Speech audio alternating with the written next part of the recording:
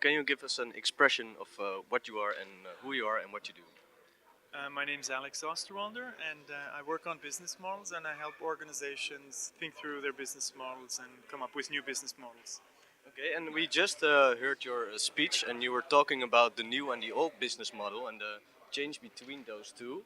Yeah. However, this change wasn't going really fast, was my impression. What is holding back this change? I think change is going fast. Not everybody's changing with the same speed. So, the big recording companies, they have started to change a bit more dramatically, but it took them a very long time. And the reason why they haven't been very quick is that when you are a successful organization, you're very reluctant to switch to new models, right? There are organizational barriers and you're stuck with the past.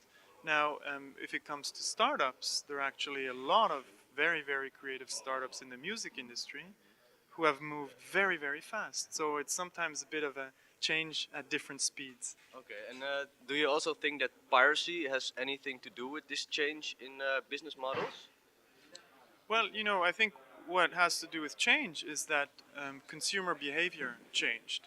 The way people listen to music, the way people download music, the way people value music, how it's emotional, how they create connections with bands. I think the entire context is more important than just the topic of piracy. Piracy is a problem, but I think it's the wrong battle to fight. The right battle to fight is what do customers really want, what creates value for them, and then build business models around that. I think that's the core question. Okay, and you also talked about the failure for every customer, but in a big company, how is it possible to reach every customer and their willings? Well, I'll give you an example from the mobile phone industry. They have teams of social scientists that travel the world to understand customers, not just to sell products, but first understand them. What is their world about? What are they really concerned about? And then Nokia starts building mobile phones for that specific context. So you need to do something to understand people, and then you start rolling it out. I mean, not every business model needs to reach every customer. Some are very niche, some are very broad. The issue is to find the right model for the right audience. Yes, of course. And another question: are there a lot of companies that are using your business model? And what's the feedback you get on this model? Do they like it, or are there many complaints? Yeah, we no complaints. No, we developed this approach that allows organizations to map out, draw their business model, analyze it, think it through, and also develop new business models. And that approach, because I think there were very few other methods in that field, was extremely successful. So you can see companies around the world starting to use this. Ericsson, um, um, PricewaterhouseCoopers, Deloitte, IBM, a lot of organizations are using this because it actually helps them do something that they weren't able to do very easily before, which is map out business models, think them through, and come up with new ones. So I think in the music industry, this is something we really need to do more. Yes. Then the final question. You also talked about the focus on the hits of people. Think it was the old music labels, Yeah. but do you think the new talent is a bit not being in the spotlight? You understand? Well, I think what's going to happen, or what's already happening, and what will be even more important in the future, is that we will have two markets. One will be the hit market that will not disappear, that will continue to exist. We like talking about artists that we both know, but then also we like having artists that cater to our very specific taste, right? You might like listening to one specific type of music and me to another. I like connecting with the artist, so I will connect with local bands, but we will have both.